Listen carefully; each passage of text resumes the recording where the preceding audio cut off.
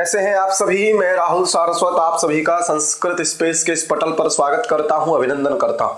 जैसा कि आप सभी को पता है कि आप लोग मेरे साथ पढ़ रहे थे तत्पुरुष समास, और उसी तत्पुरुष समास की आज अंतिम क्लास होने वाली है, अर्थात तीसरी क्लास होने वाली है।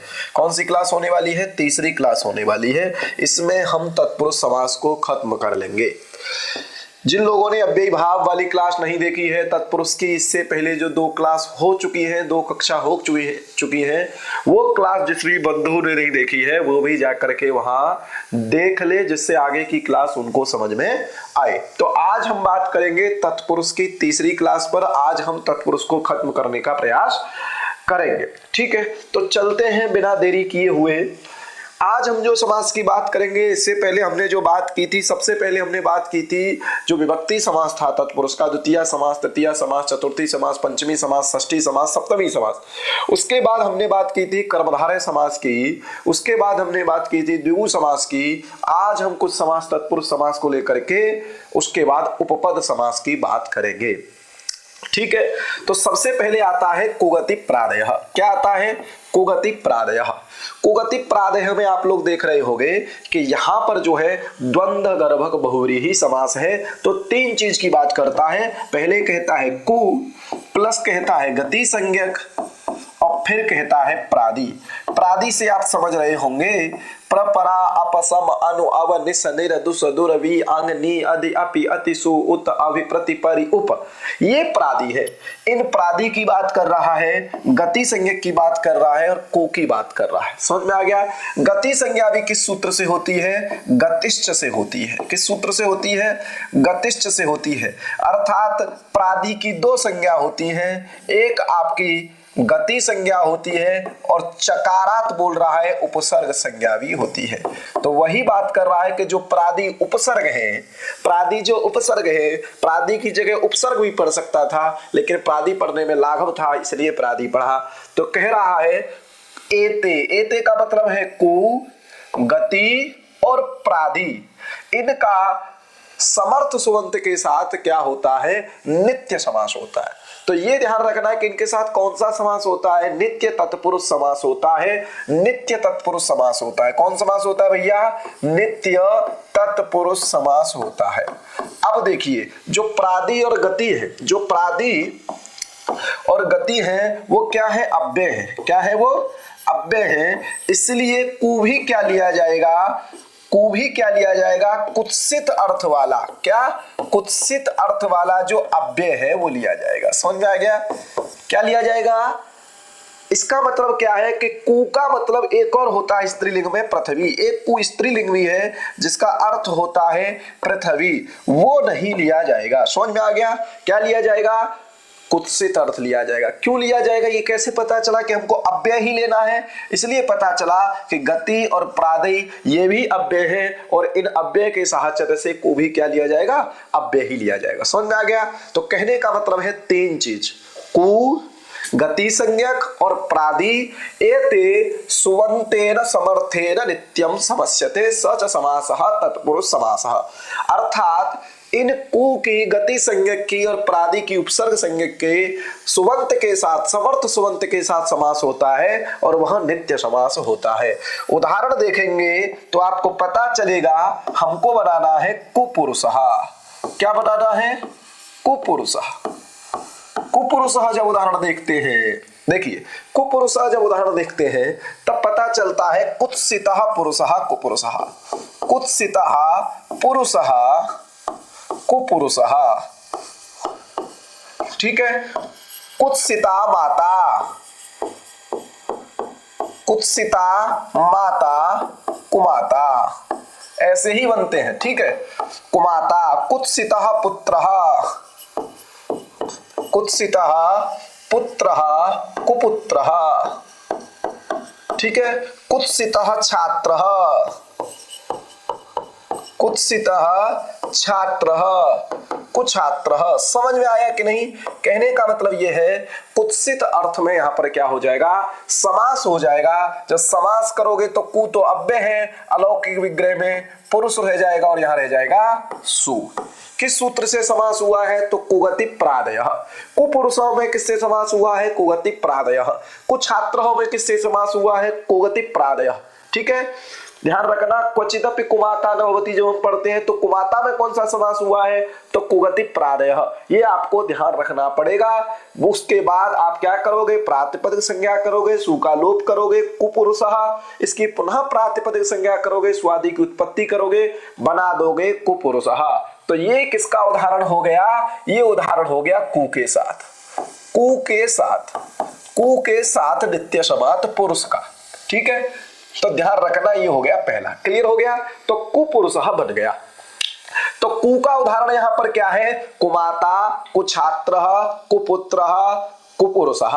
ये कु के उदाहरण हो गए। जब कु का नित्य समत्सवंत के साथ समास होगा वह भी क्या कहलाएगा? तत्पुरुष समास कहलाएगा। ये बात समझ में आ गई। अब दूसरे की बात करते हैं गति संज्ञक की। तो आपको पता है कि जो प्र आदि उपसर्ग है उनकी गति संज्ञा होती है, लेकिन एक सूत्र और आएगा वो और बताएगा कि कब कब गति संज्ञा होती है। ये सूत्र भी क्या करेगा? गति संज्ञा करता है। पूछा भी जा सकता है कि ये पूछ लेगा, उदाहरण दे देगा आपका उरी कृत्य। क्या दे देगा? उरी कृत्य। उदाहरण दे देगा शुक्ली कृत्य। समझ में आ गया कि नहीं? उदाहरण दे देगा पटपटा कृत्य। पूछेगा इत्यादि स्थलों में गति संज्ञा किस सूत्र से हुई है, तो आप गतिश्च मत लगा देना, आपको लगाना पड़ेगा उर्यादि च्वि डाचश्च। समझ में आ गया? उर्यादि च्वि डाचश्च, ये आपको बताना पड़ेगा। समझ में आ गया? क्यों? तो ये कहता है उर्यादयः। उर्यादयः कहने का मतलब है एक उरी आदि गण है। क्या है? उरी आदि गण है। उरी आदि गण है। अब इस उरी आदि गण में पढ़े गए जो शब्द और च्वि प्रत्यांत, क्या कह रहा है? च्वि प्रत्यांत। ठीक है, और क्या कह रहा है? डाच प्रत्ययांत। क्या कह रहा है? डाच प्रत्ययांत। ये क्रिया के योग में गति संज्ञक होते हैं। क्रिया का योगे, क्रिया योगे सति, क्रिया योग होने पर गति संज्ञक होते हैं। क्या होते हैं? गति संज्ञक होते हैं। समझ में आया? समझ में आ गया कि नहीं? क्या? उर्यादयः च्वयन्ता डाजन्ताश्च क्रिया योगे गति संज्ञासु। सूत्र पर ध्यान देंगे, अर्थ समझ में आ जाएगा।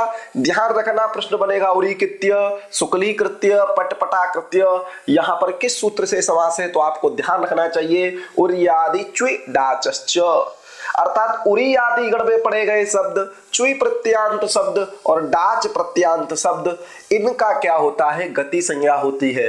कब होती है? अगर ये क्रिया के साथ जुड़ जाए। समझ में आ गया भैया? बिल्कुल समझ में आ गया। क्रिया का तात्पर्य यहाँ तिङन्त से नहीं है, क्रिया का तात्पर्य यहाँ धातु से है। समझ लेना, ठीक है? क्योंकि तिङन्त के साथ समास नहीं होगा, तिङन्त के साथ गति संज्ञा नहीं होगी। किसके साथ होगी? यहाँ पर किसके साथ होगी? क्रिया योगी, अर्थात धातु के साथ जुड़ भर जाए बस। चलिए, जैसे हमको बनाना है उरी कृत्वा, जैसे उरी कृत्वा इति उरी कृत्य, उरी कृत्वा इति उरी कृत्य, ये बनाना है। अब यहां आप देखोगे तो उरी गण में पहले का उदाहरण है उरी गण में। उरी गण में पठित है उरी शब्द, क्रिया के साथ जुड़ गया क्री के साथ, तो आप क्या रखोगे? यहाँ उरी शब्द है, उरी के साथ कौन धातु है? क्री। क्री को आपने क्या कर लिया? अक्त्वा प्रत्यय कर लिया। समझ में आ गया? तो आप क्या समझोगे कि जब उरी आदि गण क्रिया के साथ जुड़ जाएगा क्री के साथ, तो इसकी क्या हो जाएगी? गति संज्ञा। और जैसे ही गति संज्ञा होगी तो सूत्र आ जाएगा कुगति प्रादयः। कौन सूत्र आ जाएगा? कुगति प्रादयः। इस सूत्र से क्या हो जाएगा? समास हो जाएगा। समास हो जाएगा, विभक्ति का लुक हो जाएगा। ये तो वैसे विभक्ति है ही नहीं है, दोनों अव्ययी है। तो उरी कृत्य त्वा रहेगा और समास हो जाने पर समास से अनय पूर्वोल्यप। ठीक है, अनय समास होने पर क्या होता है, अक्त्वा को ल्यप हो जाता है, समास से अक्तो नय पूर्वोल्यप। तो यहां पर कर लोगे आप ल्यप प्रत्यय, ह्रस्वस्य पिति कृत तुक से क्या कर लोगे, तुक का आगम, तो बन जाएगा उरी कृत्य। और अव्यय है इसलिए अव्ययदाप सुबह से विभक्ति का लुक हो जाएगा, बन जाएगा उरी कृत्य। ध्यान रखना कृत्य में क्या है, ल्यप है, क्या है, ल्यप है, ल्यवंत है। क्या हुआ है, तो अक्त्वा प्रत्यय हुआ था, अक्त्वा को समास होने के बाद ल्यप हुआ है। कुछ चीज यहां पर ध्यान रखनी है कि उरी कृत्य की गति संज्ञा किससी है, तो उर्यादि च्विजाचश्च। किस सूत्र से समास हुआ है, तो कुगति प्रादेह से समास हुआ है। तुक का आगम हुआ है ह्रस्वस्य पिति कृत्य तुक, इस सूत्र से समास हुआ है, तो उरी कृत्य बन जाएगा। अब आता है शुक्ली कृत्य। शुक्ली कृत्य कहने का मतलब क्या है, तो ये च्वि प्रत्यांत है। क्या है, च्वि प्रत्यांत। तो आप ध्यान रखोगे च्वि प्रत्यांत, च्वि प्रत्यांत। च्वि प्रत्यांत का उदाहरण क्या है, तो शुक्ली कृत्य। क्या उदाहरण है, शुक्ली कृत्य। शुक्ली कृत्य में क्या है, तो देखोगे आप अशुक्लः, शुक्लः संपद्यते, अशुक्लः शुक्लः संपद्यते तम कृत्वा इति शुक्ली कृत्य। ऐसा इसका लौकिक ग्रह कर लोगे, शुक्ली कृत्य। समझ में आ गया, अशुक्लः शुक्लः संपद्यते तम कृत्वा इति शुक्ली कृत्य। सूत्र आपने पढ़ा होगा कृभ्यस्तु योगे, क्री भुहस्ति योगे, क्री और भूर अस के योग में संपद्य कर्तरि च्वि, संपद्य कर्तरि च्वि। इस सूत्र से यहां पर क्या होता है, च्वि प्रत्यय होता है। कौन प्रत्यय होता है, च्वि प्रत्यय। तो आप ध्यान रखिएगा, आपको अगर बताता हूं मैं, देखिए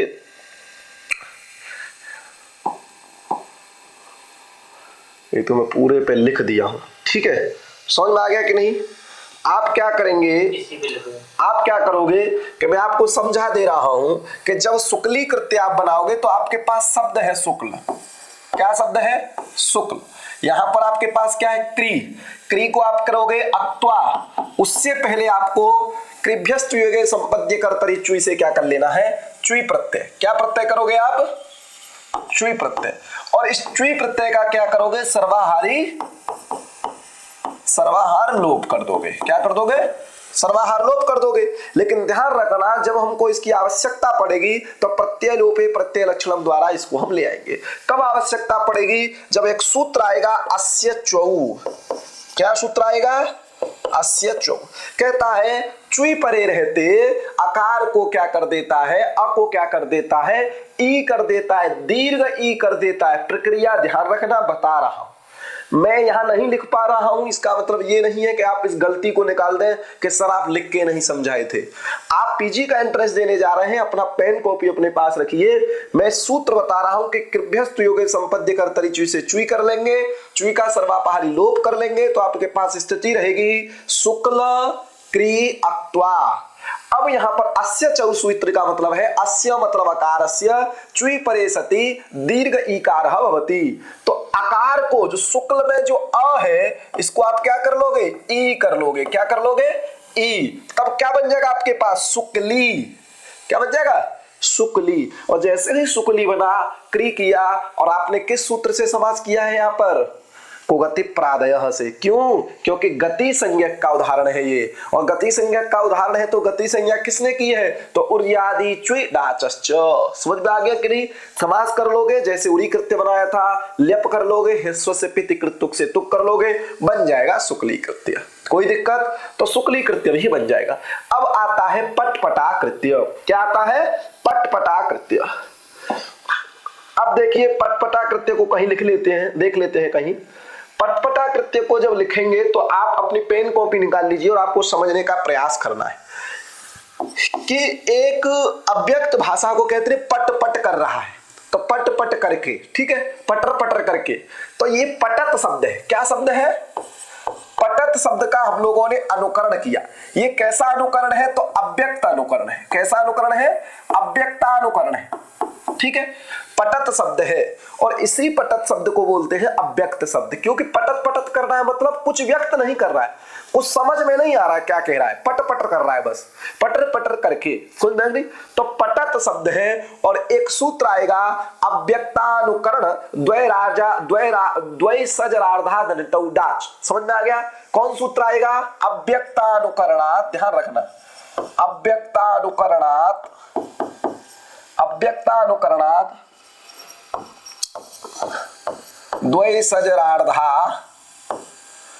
द्वैसज अवरार्धा दनितौ डाच। ठीक है, ध्यान रखना। इस सूत्र से आप यहां पर क्या कर लोगे? डाच प्रत्यय कर लोगे। कहने का मतलब यह है कि अव्यक्तानुकरणात् इत्यादि सूत्र से यहां पर क्या कर लोगे? डाच कर लोगे। ठीक है, द्वय सज अवरार्धा दनिटौ डाच, द्वय की बात करता है, अवर की बात करता है, अर्ध की बात करता है और अव्यक्तानुकरण की बात करता है। इनसे क्या होता है? डाच प्रत्यय होता है। डाच प्रत्यय जो होता है, डाच प्रत्यय की बात ध्यान रखना कि डाच में सिर्फ आ शेष रहता है। क्या शेष रहता है? आ। मां की सबकी संज्ञा हो जाएगी। तो आपके पास आ जाएगा पटत आ। क्या आ जाएगा? पटत आ क्री अत्वा। समझ में आ गया क्या स्थिति हो गई? पटत आ क्री त्वा। क्लियर हो गया कि नहीं? अब एक वार्तिक आती है, डाचि बहुलम द्वे भवतः। क्या है? डाचि बहुलम द्वे भवतः। बार बार बोल रहा हूं, लिख लीजिएगा, डाचि बहुलम द्वे भवतः। इससे क्या हो जाएगा कि डाच प्रत्यय होने पर परे बहुलता से क्या हो जाएगा? दुत्व हो जाएगा। तो पटाकृत्य भी बनता है, इसलिए पट पटाकृत्य भी बनता है। जब दुत्व हो जाएगा तो बन जाएगा पटत पटत आ। समझ में आ गया? पटत पटत आ क्री अत्वा। अब डाच प्रत्यय जो था वो टित था और मतलब डित था और टे सूत्र से डित्व सामर्थ्यात् अवस्यापिर्लोप से अत का लोप हो जाएगा। तो आपके पास बचेगा पटत पट आ, पटत पट आ क्री अत्वा। समझ में आ गया कि नहीं? अब यहां पर क्या होगा?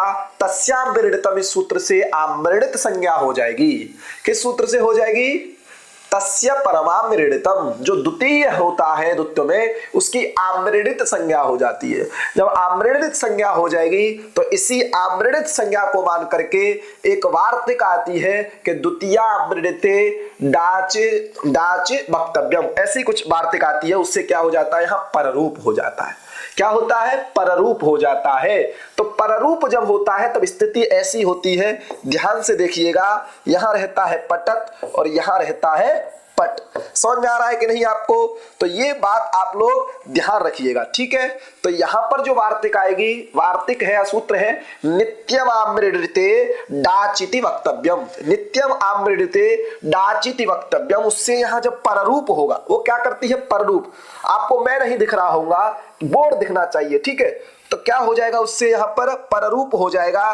तो पररूप कहने का मतलब है ये त भी प हो जाएगा। तो बन जाएगा पट पट और प्लस यहां रहेगा आ, मिला दोगे तो बन जाएगा पट पटा। बन गया पटपटा। और वही क्री था, अक्त्वा कर लो, ल्यप कर लो, हिरस्व से पित कृत तुक से तुक का आगम कर लो, बन जाएगा पटपटा कृत्य। क्या बन जाएगा? पटपटा कृत्य। तो अब यहां पर बताने का, देखो ये तीन प्रक्रिया है। आप लोग अगर नोट्स लेके बैठे हो तो इनको बना भी सकते हैं। परीक्षा में यहां से जो प्रश्न आएंगे वो आएंगे कि उरी कृत्य, शुक्ली कृत्य, पटा कृत्य, पटपटा कृत्य, क्योंकि बहुल से होता है। द्वित्व क्या होता है? डाच बहुलम द्वे भवतः, बहुलता से होता है। उसके बाद नित्यामृडते डाचित वक्तव्य, इससे पररूप होता है। तो ध्यान रखना आप कि यहां पर गति संज्ञा किससे हुई है? तो उर्यादि चुड़ाचश्च। समास किससे हुआ है? तो कुगति प्रादयः इत्यादि चीजों को आप लोग यहां पर ध्यान रखना। ह्रस्व से पिति कृत से तुगागम हुआ है। डाचि बहुलम द्वे भवतः से क्या हुआ है? द्वित्व हुआ है। और नित्यामृडते डाचिति वक्तव्य, इससे क्या हुआ है? वहां पर पररूप हुआ है। क्लियर हो गया? ये चीज आपको यहां पर ध्यान रखनी चाहिए। चलते हैं आगे। अब देखिए, अब कुछ क्या होता है प्रादियों के इत्यादियों को लेकर के, प्रादियों में से कुछ को लेकर के क्या होता है? विशेष अर्थ में समास होता है। समझेंगे क्या समझना है आपको? तो देखिए, पहला बनाना है हमको प्राचार्य। यहां पर वार्तिक आती है, ये सब वार्तिक हैं, वार्तिक है ये 2 3 4 5, 5 वार्तिक हैं। पहली वार्तिक है प्रादयः गताद्यर्थे प्रथमया, कि जो प्रादि हैं उनका गतादि अर्थों में प्रथमा विभक्ति के साथ क्या होता है, समास होता है। समझ में आ गया ना। प्रादि का प्रथमा विभक्ति के साथ क्या हो जाएगा, प्रथमांत सुबंत के साथ क्या हो जाएगा, समास हो जाएगा। जैसे हमको बनाना है प्राचार्य, प्राचार्य मतलब होता है प्रगतः आचार्य, प्राचार्य, प्रआचार्य सु। अब पूछ लेगा कि प्राचार्य में किस अर्थ में समास है, तो गताद्य अर्थ है। किससे समास है, तो ये मिलाने के लिए भी ऐसे दे सकता है, ऊपर नीचे करके दे सकता है। आप उदाहरण और वार्तिक ध्यान रखिएगा, बाकी मैं आपको बता दे रहा हूं। प्राचार्य जब देगा तो आप समझ जाना कि प्र से शुरू हो रहा है, तो प्रगतय प्रादयः गताद्यर्थे प्रथमया, ये बात। और कहीं पर प्र आपको नहीं मिलेगा। समझ में आ गया। अब आता है, समझ में आ गया कि नहीं, प्राचार्यः प्रादयः गताद्यर्थे प्रथमया, इससे यहाँ पर समास हो जाता है। क्या हो जाता है, समास हो जाता है और बन जाता है प्राचार्य। अकः सवर्णे दीर्घ से यहाँ पर क्या हो जाएगा, अकः सवर्णे दीर्घ से यहाँ पर क्या कर लोगे, सवर्ण कर लोगे, सवर्ण दीर्घ कर लोगे, सुबंत कार्य करके बना लोगे प्राचार्य, कोई दिक्कत नहीं है। चलिए आगे। अत्यादयः क्रांताद्यर्थे द्वितीया, ये कहता है अति आदि जो उपसर्ग हैं उनका क्रांतादि अर्थ में क्या होता है, द्वितीया होता है। जैसे अतिक्रांतः मालाम, क्या है, अतिक्रांतः मालाम, अतिमालः।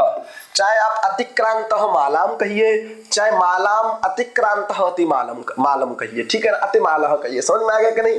तो यहाँ पर अत्यादयः क्रांत्याद्यर्थे द्वितीया, इसके द्वारा समास होता है। तो अति पहले है तो आप समझ जाना कि यहाँ अत्यादयः क्रांत्याद्यर्थे है। क्रांत्याद्यर्थे दो ही जगह है, एक जगह निरादय हुए हैं, एक जगह अत्यादय। समझ में आ गया कि नहीं। तो अतिमालः जब बनाओगे तो अति रहेगा, माला रहेगा, क्या रहेगा, अति रहेगा, माला रहेगा और अम रहेगा। समझ में आ गया कि नहीं, अम रहेगा, अति माला अम। अब यहां पर देखोगे अत्यादयः क्रांत्याद्यर्थे द्वितीया, यहां पर क्या होगा, अति पहले आ जाएगा तो बन जाएगा, क्योंकि यहां पर प्रथमा यही है, इसी की उपसर्जन संज्ञा होगी। चाहे मालाम अतिक्रांतः कर लो, चाहे अतिक्रांतः मालाम कर लो, पहले आ जाएगा। समझ में आ गया। अब एक सूत्र यहां पर आता है, एक विभक्ति चा पूर्व निपाते। कौन सूत्र आएगा यहां पर, ध्यान रखना, एक विभक्ति चा पूर्व निपाते, च अपूर्व निपाते, ऐसा सूत्र है। ये सूत्र है, एक विभक्ति चा पूर्व निपाते। ये कहता है एक विभक्ति होने पर, एक विभक्ति मतलब नित्य विभक्ति होने पर, अर्थात नित्य लिंग सिद्ध होने पर। जैसे माला शब्द है, वहां पर आप कुछ भी कर लीजिए, अतिक्रांतः, अतिक्रांतम, अतिक्रांताय, अतिक्रांतस्य, अंतिक्रांतात, अतिक्रांते, वहां मालाम ही रहेगा। यहां पर माला माले मालया मालया मालायाम ऐसा नहीं होगा। यहां पर रहेगा अतिक्रांतः मालाम, अतिक्रांतम मालाम, अतिक्रांताय मालाम, अतिक्रांतस्य मालाम, अतिक्रांतात मालाम, अतिक्रांते मालाम। तो मालाम यहां पर नियतलिंग है। वही कह रहा है कि एक विभक्ति होने पर, एक विभक्ति होने पर, नियत विभक्ति होने पर क्या होता है, उसकी उपसर्जन संज्ञा होती है। तो इस सूत्र से भी उपसर्जन संज्ञा होती है। क्या होती है, उपसर्जन संज्ञा, उपसर्जन संज्ञा होती है। ध्यान रखिएगा, नोट करते रहिएगा। इससे उपसर्जन संज्ञा हो जाएगी, लेकिन कह रहा है अपूर्व निपाते। उपसर्जन संज्ञा का जो फल था उपसर्जनम पूर्वम, उससे यहां पर उपसर्जन जो माला उसका पूर्व प्रयोग नहीं होगा, क्योंकि उपसर्जन संज्ञा का तो एक ही फल आप लोगों ने देखा था, लेकिन यहां पर वो नहीं कर रहे हैं। तो क्या करेंगे उपसर्जन संज्ञा करके, तो एक सूत्र आता है गोस्त्रियो रूप सर्जनस्य, गोस्त्रियो रूप सर्जनस्य। क्या कहता है कि अगर गो शब्द हो और स्त्री प्रत्यांत कोई शब्द हो और वो उपसर्जन संज्ञक हो तो उसको ह्रस्व हो जाता है। समझ में आ गया। ऐसे ही चित्रगु हो जाता है, चित्रगो में गु का उदाहरण गु हो जाता है। और यहां पर अतिमाला में स्त्री प्रत्यांत जो शब्द माला, उसकी उपसर्जन संज्ञा है, उसको ह्रस्व होकर के बन जाता है अतिमाल। माला रहेगा, क्या बन जाएगा, अतिमाल। स्वादि कार्य हो जाएंगे, बन जाएगा अतिमाल। क्लियर हो गया कि नहीं? तो यहां पर आपको ध्यान रखना है एक विभक्ति चा पूर्व निपाते। पूछा जाएगा अति बालः, यहां पर ह्रस्व के सूत्र से हुआ है तो ह्रस्वो नपुंसके प्रातिपदिक से ये सूत्र मत लगाना, आप लगाना गोस्त्रियो रूपसर्जनस्य, गोस्त्रियो उपसर्जनस्य, क्या अर्थात गो और स्त्री प्रत्यांत को उपसर्जन शब्द उसको क्या हो जाता है, ह्रस्व हो जाता है, या स्त्री प्रत्यांत है माला उसको हो जाएगा ह्रस्व, बन जाएगा अतिमाला। क्लियर हो गया? कोई दिक्कत नहीं होनी चाहिए। अब अगली वार्तिक आती है अवादयः कृष्टाद्यर्थे तृतीया। क्या है? अवादयः कृष्टाद्यर्थे तृतीया। जैसे अवकोकिलया, हमें बनाना है कोकिलया। क्या बनाना है? कोकिलया। ये ध्यान रखना, कोकिलया क्यों करना है? क्योंकि तृतीया है तो कोकिला शब्द है। क्या शब्द है? कोकिला। कोकिला मतलब कोयल, तो कोकिलया क्या बन जाएगा? कोकिलया। अवगता तो कोकिलया बन जाएगा। तो यहां पर जब हम वो करेंगे तो कोकिला गे करेंगे, चतुर्थी लेके आएंगे। क्या लेके आएंगे? चतुर्थी। तो इसका क्या विग्रह करेंगे? कोकिला गे। अब जैसे ही अब करेंगे उसका पूर्व निपात रहेगा ही तो बन जाएगा अवकोकिला। ये सब आप कर लोगे प्रक्रिया। और अवकोकिला जैसे ही रहेगा तो उसी प्रकार से यहां पर भी क्या हो जाएगा? उपसर्जन संज्ञा होगी, पूर्व निपात नहीं होगा, गोस्त्री और उपसर्जन से ह्रस्व होकर के बन जाएगा कोकिला। ठीक है? उसी प्रकार से पर्यादयः ग्लानाद्यर्थे चतुर्थ्या। ठीक है? पर्यादयः ग्लानाद्यर्थे चतुर्थ्या। पूछा जाएगा पर्यध्ययन, पर्यध्ययन तृतीया है ना यहाँ, तो यहां पर पूछेगा अध्ययनाय। ठीक है? अध्ययनाय, तो यहां पर भी क्या रह जाएगा? चतुर्थी रह जाएगी, यहां तृतीया है, यहां टा रहेगा। अब कोकिलया, ठीक है ना? कोकिलया रमया की तरह टा रहेगा, आगे चाप से या एक तो करके कोकिलया बनता है। पर्यध्ययन में क्या रहेगा? यहाँ गे रहेगी क्योंकि यहाँ चतुर्थी विभक्ति है। समझ में आ गया ना? वहां सही कर लेना। क्लियर हो गया? तो पर्यध्ययन में क्या करोगे आप? अध्ययनाय, तो अध्ययन रहेगा, गे रहेगा, तो यहां पर तो कोई दिक्कत नहीं रहेगी, पर रहेगा, अध्ययन रहेगा, एक कोई णची से यण कर लोगे, बन जाएगा पर्यध्ययन। आपसे जब समास पूछा जाए तो ध्यान रखना पर्यादयः ग्लानाद्यर्थे चतुर्थ्या, इस सूत्र से यहां पर क्या हो जाएगा? इस वार्तिक से, ये सब वार्तिक है। ठीक है? उसके बाद आता है निरादयः क्रांत्याद्यर्थे पंचम्या। निरादयः क्रांताद्यर्थे पंचम्या, जो निर इत्यादि उपसर्ग रहने पर क्रांतादि अर्थ में, अर्थात जब उसको अतिक्रमण कर सके ऐसा ऐसे अर्थ में क्या होता है? पंचम्यंत समर्थवंत के साथ समास होता है। तो जैसे कौसाम्ब्याः, क्या है? कौसाम्ब्याः, तो कौसाम्बी से जब आप गसी ले आओगे तो ये पंचम्यंत समर्थवंत हो जाएगा, उसका निर इत्यादि उपसर्ग के साथ क्रांतादि अर्थ में क्या कर लोगे? निष्क्रांतः कौसम्ब्याः, कौसाम्बी से जो निष्क्रांत हुआ है कौसाम्बी से निकल चुका है। ठीक है? तो उसमें भी क्या हो जाएगा? यहां पर इसी वार्तिक से समास हो जाएगा। निष्कौसाम्बी है, नियत लिंग है, एक व्यक्ति चा पूर्व निपात से उपसर्जन संज्ञा, पूर्व प्रयोग होकर के गोस्त्री और उपसर्जन से ह्रस्व होकर के बन जाएगा निष्कौसाम्बी। समझ में आ गया? तो ये वार्तिक इसलिए इंपॉर्टेंट है क्योंकि आपको मिलाने के लिए दे सकता है, उदाहरण के साथ मिलाने के लिए दे सकता है, इसलिए इसको ध्यान रखिएगा।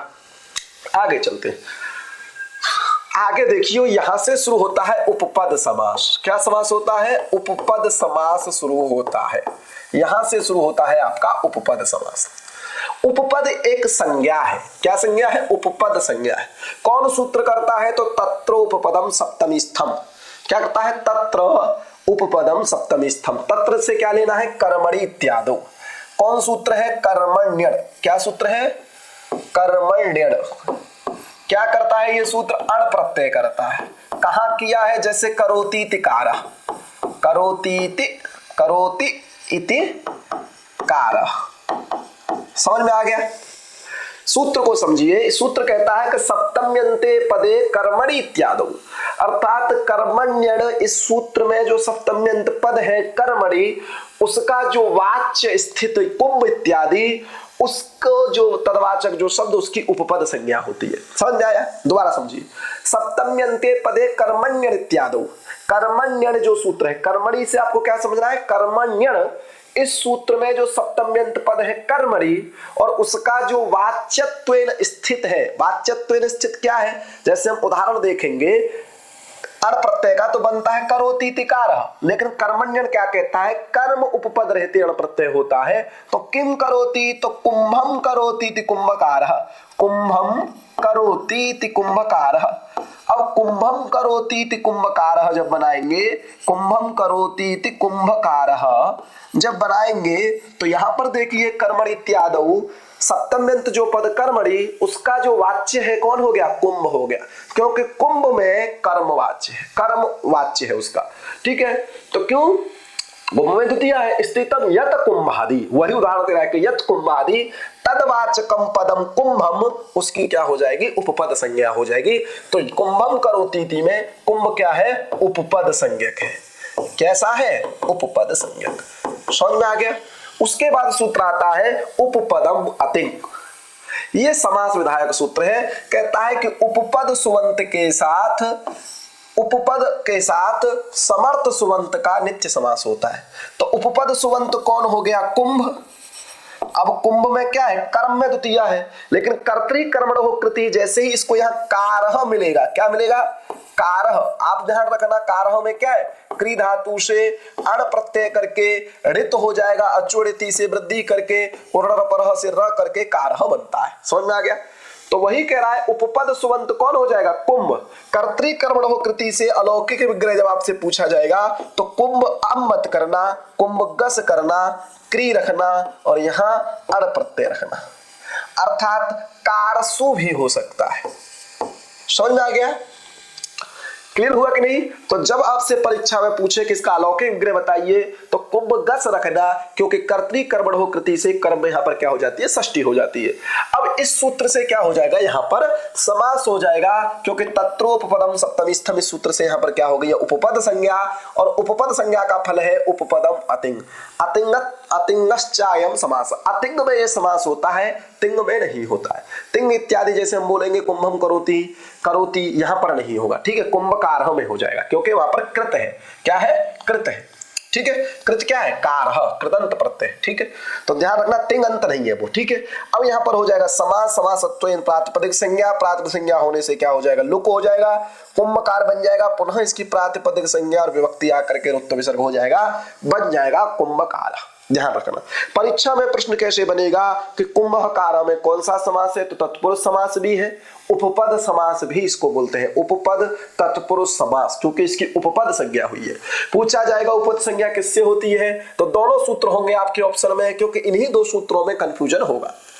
पूछेगा तत्रोपदम सप्तमी स्थम से होती है या उपपद मतिंग से होती है, तो उपपद मतिंग ध्यान रखना समास करता है, और तत्रोपदम सप्तमी स्थम से, सप्तमी से जब आप कर्मण्यन को सोच लेंगे तो आप समझ जाएंगे कि यही सूत्र उपपद संज्ञा करता है। तो उदाहरण हो जाएगा कुंभम करोति ते कुंभकार। आगे चलते, समझ में आ गया कि नहीं।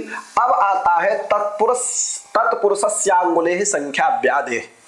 ये कहता है कि तत्पुरुष समास होने पर, कौन सा समास होने पर, तत्पुरुष समास होने पर। जैसे अब इसका उदाहरण देखेंगे तो बनता है द्वे अंगुली प्रमाणम अस्य द्वयंगुलम बनाना है। क्या बनाना है, द्वयंगुलम, द्वयंगुलम बनाना है। अब द्वयंगुलम प्रमाणम अस्य किसी दारू लकड़ी का, ठीक है, उसमें विशेषण है ये, तो विशेष से क्या है, दारू है, उसके हिसाब से यहाँ पर लिंग हो जाती है। तो देखिए ये कह रहा तत्पुरुष समास जब होने पर, ध्यान रखना, तत्पुरुष समास होने पर अंगुली शब्द हो और संख्या पूर्व में हो या अव्यय पूर्व में हो, क्या आदि का, क्योंकि यहाँ पर आदि का प्रत्येक के साथ संपर्क करोगे, संबंध करोगे, तो संख्यादेह अव्यादेह, संख्या पूर्व में हो, अव्यय पूर्व में हो और अंगुली अंत में हो, तो समासांत कौन सा प्रत्यय हो जाता है, अच प्रत्यय हो जाता है। समझ में आ गया, कौन सा प्रत्यय हो जाएगा, अच प्रत्यय हो जाएगा। जैसे अब इसका जब वो करोगे तो द्वि शब्द है, ठीक है, द्वि शब्द है, और यहां पर कौन सा शब्द है, अंगुली शब्द है।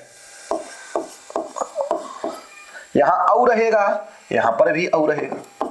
समझ में आ गया, तो द्वि अंगुली औ।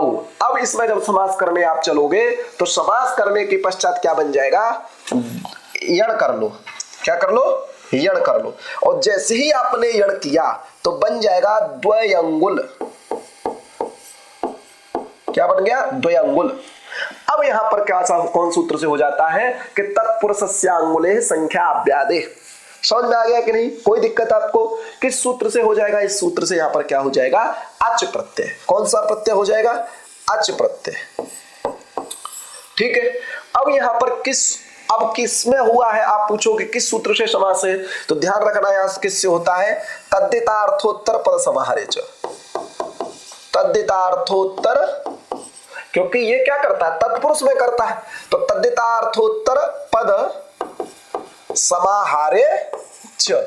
इस सूत्र से यहां पर क्या होता है? समास होता है। किस सूत्र से समास होता है? इस सूत्र से समास होता है।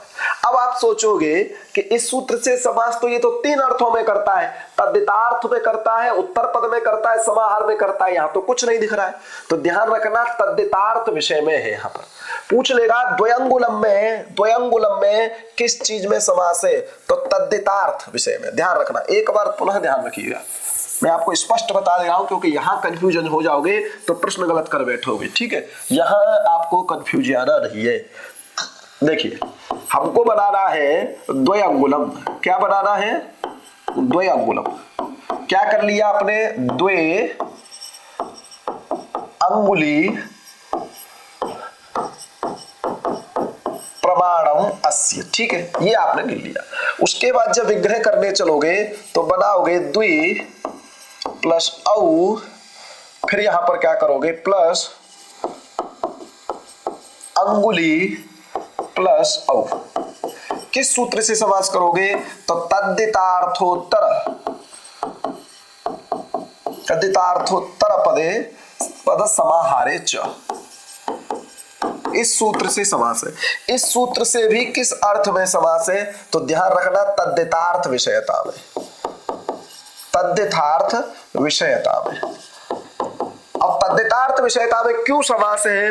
कि तद्धित, मैंने आपको जब बताया था पिछली क्लास में ही शायद, कि तद्धितार्थ विषय का मतलब यहां पर यह नहीं है कि तद्धित प्रत्यय हो गया हो, आगे होने वाला हो। किस सूत्र से होने वाला है? जैसे प्रमाणे द्वैसज दगन मात्र। जब प्रमाणे, कौन सूत्र है? प्रमाणे द्वैसज दगनय मात्रचः। प्रमाणे द्वैसज दगनय मात्रचः। इस सूत्र से यहां पर मात्रच प्रत्यय। कौन सा प्रत्यय है? मात्रच। ये तद्धित प्रत्यय है। तद्धित प्रत्यय की विषयता में यहां पर तद्धितार्थोत्तर पद समाहारे च। इस सूत्र से क्या हो जाता है? यहां पर समास हो जाता है। अब इस मात्रच प्रत्यय का लुक हो जाता है प्रमाणे लो द्विगोर नित्यम। ये सूत्र से द्विगोर नित्यम, इस मात्रच प्रत्यय का लोप हो जाता है। किससे हो जाता है? प्रमाणे लो द्विगोर नित्यम। तब इसी पे आ जाइए कि आप जब समास कर लोगे, समास सत्वात सब कर लोगे, यण कर लोगे, बना लोगे द्वयंगुल। द्वयंगुल बना लिया। उसके बाद आपने क्या कर लिया? यहां पर अच प्रत्यय कर लिया। अच प्रत्यय कर लिया, इत्यादि लोप इत्यादि करके आप बना लोगे द्वयंगुल। बना लिया द्वयंगुल। अब यहां पर क्या होगा? परवल लिंगम द्वंद तत्पुरुषयो। इस सूत्र से यहां पर परपद की लिंग के अनुसार स्त्रीलिंग प्राप्त होगी। क्या प्राप्त होगी? स्त्रीलिंग। क्यों? क्योंकि अंगुली स्त्रीलिंग का शब्द है, अंगुली, इसलिए यहां पर स्त्रीलिंग प्राप्त होगी। तब जा करके यहां पर एक सूत्र आ जाता है। आप देखोगे तो सूत्र आ जाएगा क्या? द्विगोहो प्राप्ता पन्ना अलम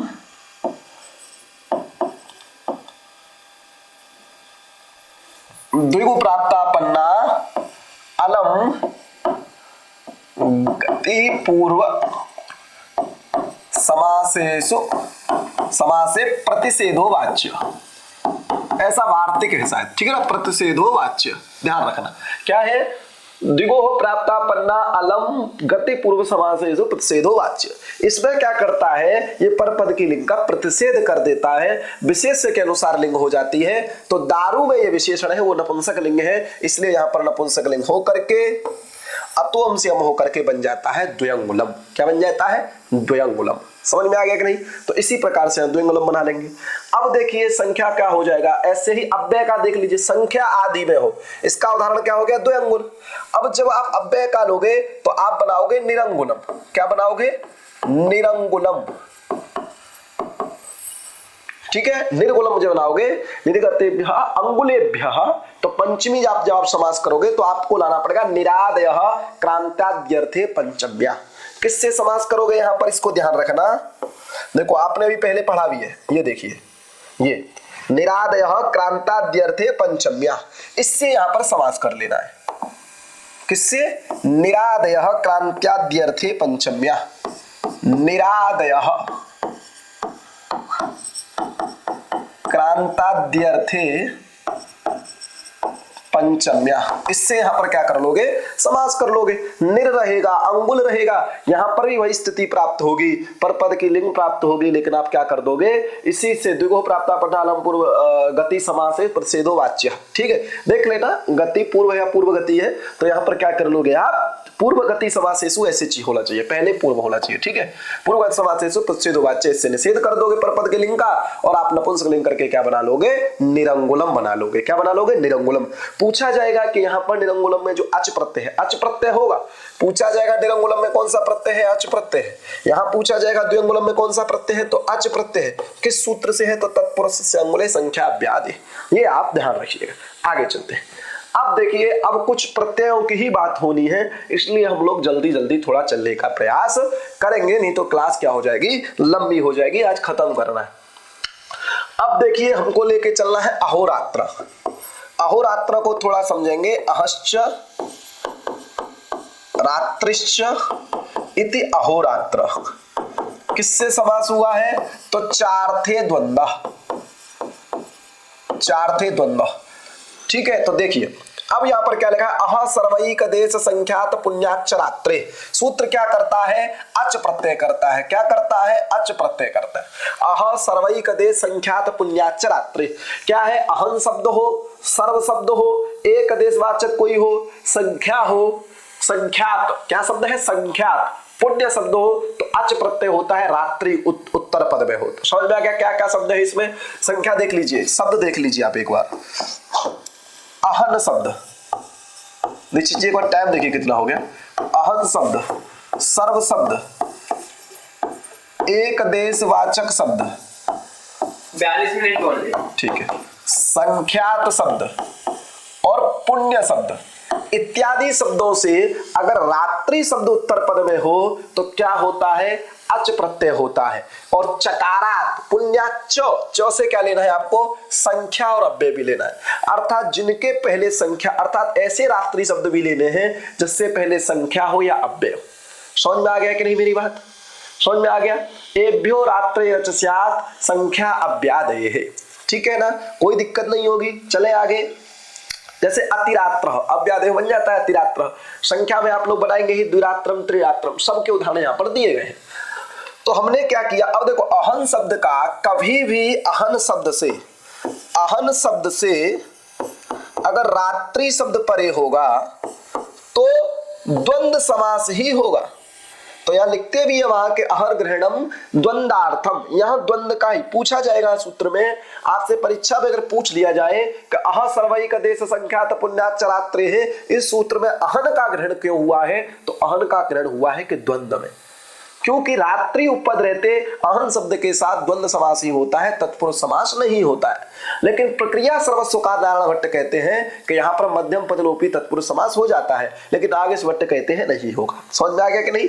तो इसलिए हम मानेंगे कि अहर ग्रहणम इत्यत्र द्वंद्वार्थम, अर्थात इत्यस्मिन् सूत्रे अह इस पद का जो ग्रहण किया है, अहन इस पद का जो ग्रहण किया है वो किस लिए किया है, द्वंद्व के लिए किया है। क्योंकि अहल शब्द से रात्रि उपपद रहते द्वंद्व समास ही होता है, तत्पुरुष समास नहीं होता है। समझ में आ गया। तो बन जाएगा अहोरात्र। अब यह अहन शब्द है, क्या है, अहन शब्द है, रात्रि शब्द है। कौन शब्द है, रात्रि शब्द है। अब अहन शब्द रहेगा, रात्रि शब्द रहेगा, विभक्ति का लुक इत्यादि कर लेना। अब विभक्ति का लुक इत्यादि कर लोगे तो यहाँ नकार को क्या हो जाएगा, रुत्व हो जाएगा। कोई वार्तिक यहाँ पर आती है कि अहन रथ देशांतरेषु रुत्वम वाच्य, इससे यहाँ पर रू हो जाएगा, और रू हो जाएगा तो हसी च से उत्त हो जाएगा, उत्त होने पर गुण हो जाएगा, बन जाएगा अहोरात्रि, बन जाएगा अहोरात्रि। और क्या कर लोगे, अच प्रत्यय कर लोगे। इस सूत्र से क्या कर लोगे, अच प्रत्यय कर लोगे, मिला दोगे लोप करके बन जाएगा यस्वति च से अहोरात्र बन जाएगा। और अहोरात्र जैसे ही बनेगा तो यहां पर प्रॉब्लम आना शुरू हो जाएंगी। कैसे ही प्रॉब्लम आना शुरू होगी कि जैसे ही, क्योंकि यहां पर कौन समास है, द्वंद्व समास हुआ है, प्रॉब्लम आना शुरू क्या होगी कि नपुंसक लिंग प्राप्त होगी, और नपुंसक लिंग प्राप्त होगी तो तुरंत प्रॉब्लम आएगी। इसके बाद वही सूत्र आपका आ जाएगा जो आपने अभी देखा था, ठीक है।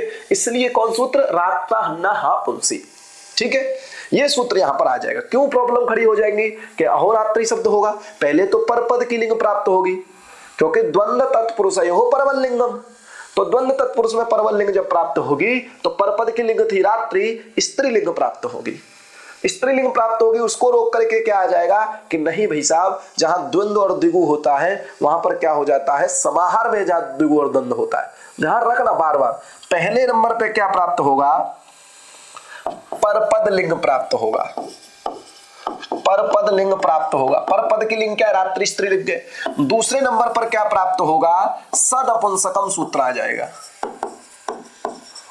नहीं समझ में आया, परपद की लिंग मतलब है द्वंद्व तत्पुरुषयोः परवल लिंगम से रात्रि की परपद की लिंग प्राप्त होगी तो अहोरात्रि बनेगा।